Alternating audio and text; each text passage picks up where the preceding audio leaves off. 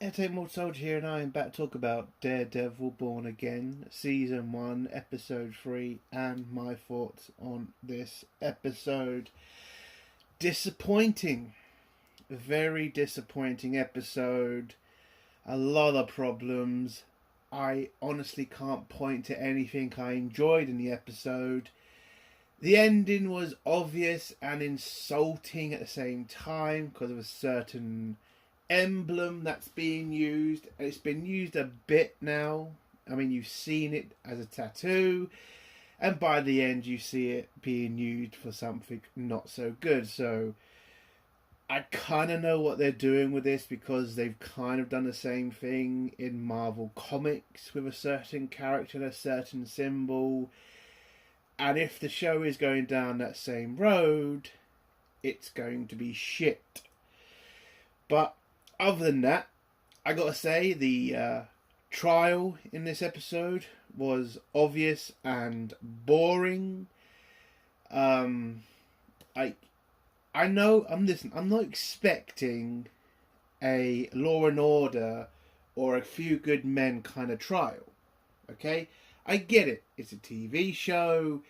You'll kind of have to, do this in a certain amount of time. I get that. But there was just nothing really there. I mean, there's a surprise, or at least what these writers think is a surprise, that happens in the trial. It's supposed to be, oh my god, what is certain people going to do now? And it's just, but you know what he's going to do. And I was expecting a lot more from the prosecution guy. I mean, apparently this guy is a dangerous prosecutor. Like, he can get people thrown away for years. And then the thing that, I can't say that, but it's just, there was nothing really here. It was just playing it by the numbers, like good guy, bad guy, talking a bunch of shit, a surprise scene. It was just boring. There was nothing in this episode that was fun, that was interesting. It just felt like nothing. It felt like a waste of time at points. And then we've got the Kingpin and the Vanessa stuff. I could care less about their fucking relationship. I get it, they had to explain Fisk coming back and there's going to be some tension in their marriage, but come on now. Like, can we just really just get on with it? I mean, I will say, I did find a little bit of interest in one part in this episode. It was to mainly do with the underworld. You kind of see stuff going on there. You then kind of think it are certain people trying to make certain moves. And I kind of felt like if it was more concentrated on this part, this episode, instead of the trial, maybe it would have been more interesting. But it wasn't. It was focused on the trial. And the trial was just such a dud. I mean, I know I keep mentioning in it, but again, come on. I'm not expecting massive stuff, but I am expecting a fight here. It just felt like, we know the good guy is, we know the bad guy is, and God, it just wasn't interesting. Not at all. This is the third episode. And the last two episodes were okay. Like, I did enjoy them. And again, I mentioned the rumours. Like, they say it's a slow burn. My God, it better fucking start picking up. We're in episode 3 and it's just, nothing is keeping me want to watch this. And this is Marvel, and again, I'm having to force myself to watch this shit. Because, there is a part of me that just wants to see what happens at the end, yes. But again, that shouldn't be that shouldn't happen for a good show. I shouldn't be making myself watch this. I shouldn't just be saying, well, I just want to know what happens at the end. I should be like, oh, I can't wait for Daredevil next week. Oh, I have so many questions. Like, I really don't have any fucking questions right now. Like, I have more fears than questions. Because again, I know what Marvel's like. I know what the writers are like. And I get it. Most of this was written by idiots and then they changed everything, but it doesn't happen until episode 6. That's a long ass time, man. Especially nowadays. So, yeah, disappointing episode. I was expecting a lot more. And I am starting to really lose interest now. So, I don't know, maybe episode 4, something interesting will happen. Maybe something will want to keep me watching. But so far, not great. And Marvel right now, after coming off a loss from Captain America Brave New Worlds, which is a flop now. I mean, this is not good. I mean, superhero fatigue is definitely happening. I think people are just getting sick and tired of this now because nothing really interesting is happening, and the majority of the good stuff is gone now, and we're just left with the dregs that Marvel just wants to bring up and hope they get people back in and watching again. But yeah, but as for this episode, what would I give it out of 10? I guess, the Underworld stuff was okay. It is kind of interesting to try to work out what Fisk is planning here. Like, I'm not 100%. Like, I know some people say go read the comics because it's going off a certain thing, apparently. I don't want to do that. I want to kind of get it on my own. But I am enjoying that aspect of trying to figure that part out. But for Matt and Daredevil, I really couldn't care. I really couldn't care. So, I guess I'll give this a 5 out of 10. It's the middle. It's not completely awful. It's just dull and disappointing. So, now I'll go down to a 4 out of 10. I think it does deserve a 4 out of 10. So, yeah, that's my ranking for the episode. 4 out of 10. Let's get to spoilers now. If you don't want to hear spoilers, leave in 3, 2, 1. So, the episode starts off a day after Matt had his fight with the police. Turns out Matt didn't kill the cops. They all lived. So, well done for that. But, yeah, Matt goes to visit the White Tiger to explain to him what's happening. Basically, going to go into court, deal with all that shit, and hopefully by the end you're free. They talk about the White Tiger stuff for a little bit. Again, not really that interesting. But yeah, so that's the first part. We then go to Fisk and his wife talking about, the business that she used to control, because as Fisk is now mayor, she has had to walk away from controlling the underworld, and now that she has gone, it looks like the underworld have started to mess about a little bit. 2 murders in a courtyard or something, and now she's getting worried that as there's nobody at the top of the table, the separate groups of gangs are now going to start going to war with each other, which is going to cost a lot of money, and it's going to do damage to Fisk, because that will mean crime goes up. But Fisk doesn't seem to be worried about this. Kind of very odd, if you ask me.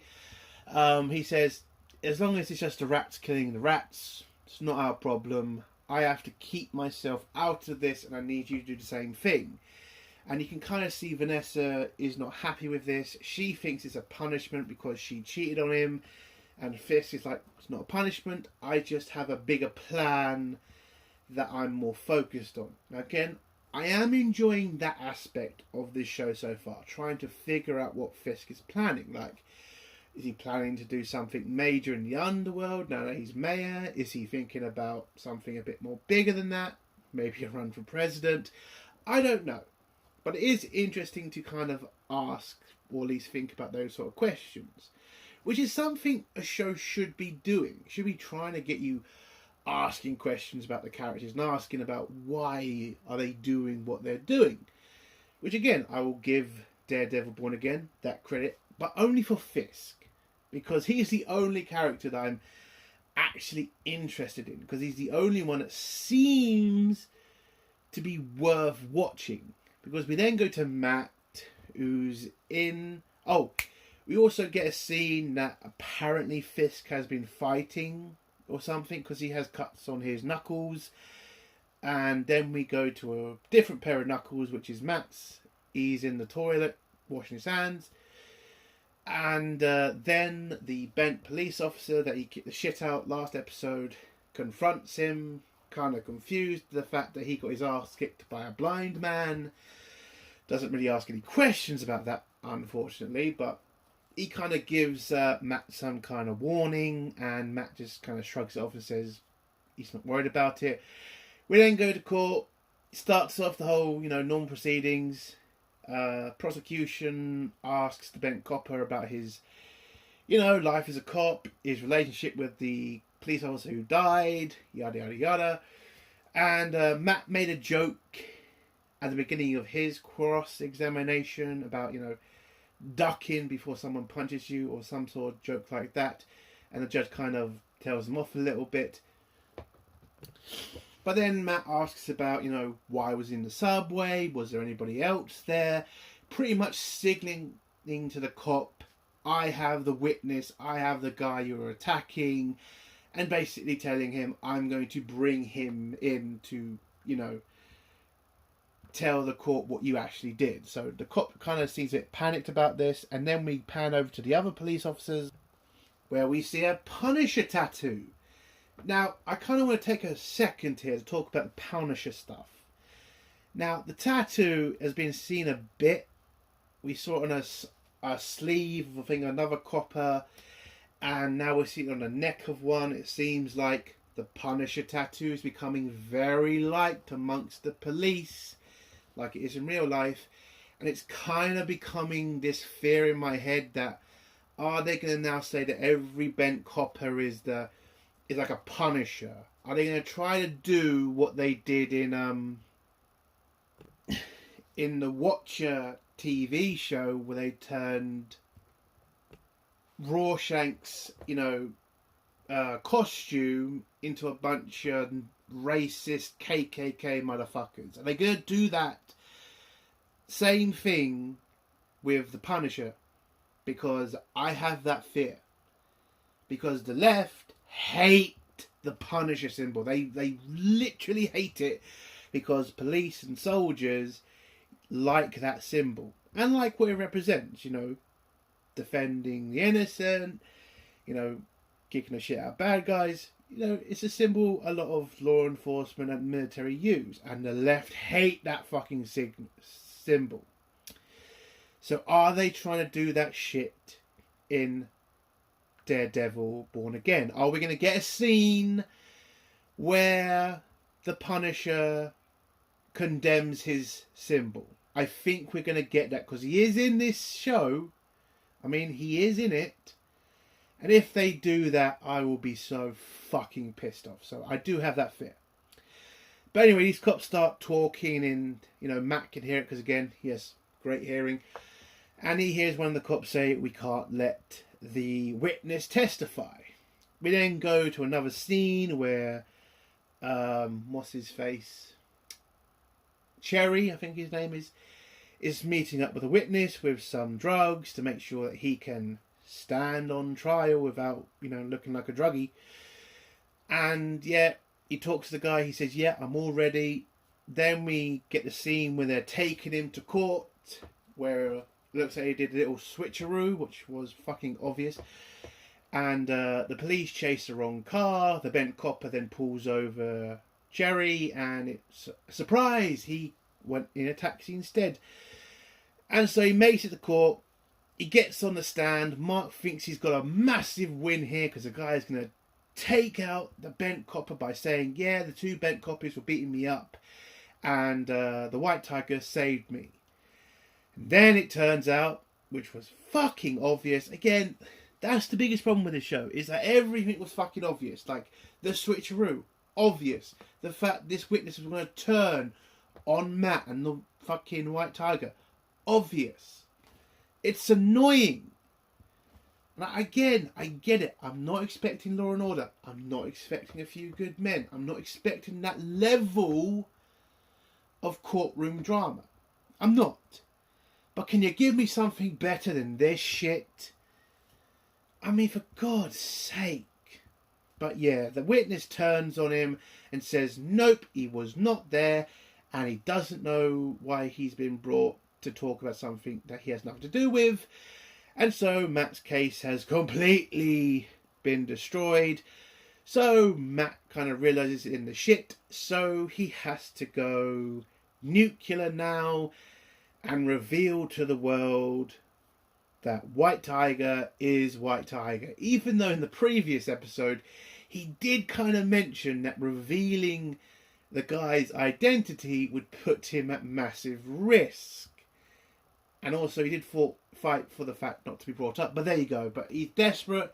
He needs to prove to the court that he would never do this to a policeman. And that's the only play he has.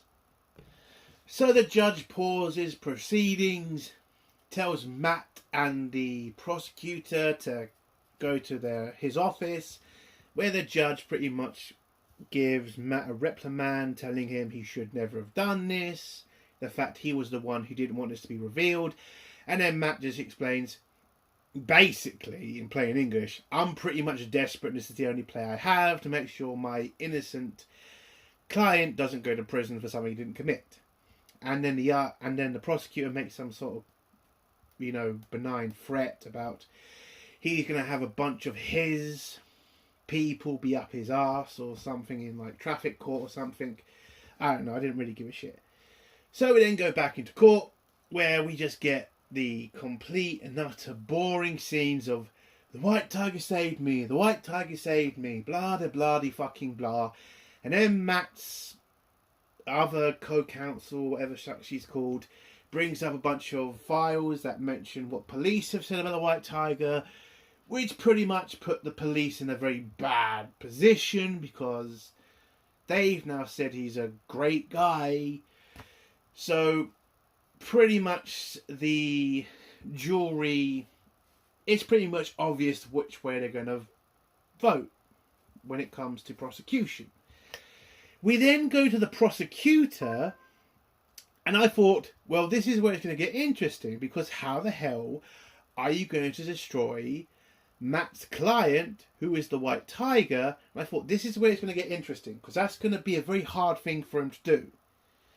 And I just wow, utterly disappointed, because he does nothing. He just says, hey, guys, I know he's the White Tiger. I know he's a fantastic guy. But let's think about the victim who fell and got run over by a train, and explain to the fucking jury what it's like to be crushed by a fucking train. It's like, dude, that does not help your fucking case. That just explains how somebody dies having a train run over them. How the fuck does that prove that he did it? You don't bring in some crooks that you could pretend were innocent. Maybe say what damage the White Tiger has done, even if it's bullshit. I mean, I don't know. You got bent coppers, they can't call in, criminals to come in and lie. I mean, Jesus, use your imagination, writers. Oh, God, that's just utterly disappointing. Again, why? Just why was it so boring, this case? This trial? My God. So the jury gets sent away to make their decision, which is fucking obvious which way they were going to vote. We then get a scene between Matt and the White Tiger, who gets annoyed about the fact that his identity has been revealed, and how Matt has pretty much put a target on his fucking back, and his family's, by the way, which he doesn't bring up. You just have Matt and him moaning at Matt for revealing his identity, but not for the right reasons, just you should have talked to me. It's dude, he should have done more than that. He's put you in the shit. He's if you go out, people are going to know who you are. They're going to know who your fucking family are. They'll be, oh my God. This scene should have been the White Tiger yelling at Matt and saying, how dare you do this? You've put me and my family. My God, a bit of fucking passion. But it was just Oh, you reveal my identity? Oh, that's a bit shit. What the fuck? And then Matt saying to him, dude, you gotta not be the White Tiger now because you're gonna put yourself at risk. And then to get this boring ass speech from the White Tiger says, it's not just a thing for me, it's like asking me not to breathe. And I'm just like, I just don't care. I'm just out of it. So we go back into court, and what do you know? Innocent on all counts. He's free to go. Woo! By the way, whilst the trial's going on, it looks like Vanessa has gotten the English guy who works for Fisk to make a deal between two of the gangs so they can stop killing each other by paying off one of their debts. This pisses off one of the gangs who doesn't want the charity or want to be controlled by Fisk. But then the English guy says that he doesn't work for the mayor, that being Fisk, he works for the man. Which I think he means Vanessa, in a strange way. Which, I don't know. But again, it was the only kind of interesting part of the episode, the underworld stuff. So, Fisk finds out about this deal that was made. Vanessa explains to him she's just trying to settle everything down. And Fisk just says, that's not our world anymore. Let's be focused on the new world that we want to go to. Which is okay. Then Fisk finds out about the court case, then tells that guy to bring in BB, the reporter who does the reports from the city. He wants to talk to her. And so they set up the meeting, they set up the interview, and Fisk just talks about how an innocent man has died and a vigilante has walked free. He mentions about, the mask and how innocent people don't wear masks. The police are supposed to be the heroes, not vigilantes. Which I thought was okay. I would like something a bit more than Fisk doing a fucking BB interview. He should have called a press conference. He should have demanded, I don't know, something. It's called an emergency and said, how dare the court release a killer? Really ramp up the fucking shit. Like, what the fuck? Fisk just does some boring interview. Not angry, not getting the public angry. Like, Jesus Christ. Like, this is a massive deal. A cop is dead. A vigilante has just been revealed. And all you can do is just do a small interview? Like, what the fuck? Oh, my God. And then we go to Matt, who's doing some cooking, celebrating his massive victory and getting the White Tiger released. And the final scene is the White Tiger going out again and trying to be a vigilante, which was pretty obvious what was going to happen. He hears someone's in trouble and then someone just walks up by him and shoots him in the head. Apparently he's a massively skilled person, and if he wears that amulet, he becomes massively strong, just not strong of hearing, to not hear a guy walk up next to you and pull a gun and blow your brains out. And the episode ends with the killer wearing the Punisher symbol. And that's the end of the episode. Again, it's a disappointing episode. I was expecting a lot more. I'm not liking what I'm seeing with the Punisher symbol. Again, I'm very worried what they're going to do with that. But yeah, the trial as well. I remember the trials from Daredevil Season 1 and 2 and 3. Oh no, they didn't really do it in 3, did they? But yeah, the trials weren't fantastic, but they were at least a little bit interesting. Seeing Matt go through it all. And in this, it just felt just dull. And you could see things coming from a mile away. So yeah, pretty disappointing. I am hoping this gets better. But again, this is Marvel. Anything can happen. I mean, Marvel can fuck up a really good thing. Especially nowadays. So, a 4 out of 10. Hopefully next week is better. And that's the end of my review. If you like this review, give it a like. If you dislike this review, give it a dislike. And if you like my content, do think about subscribing. Any other comment, leave below and I'll try to get back to it. Anything more, soldier. Bye.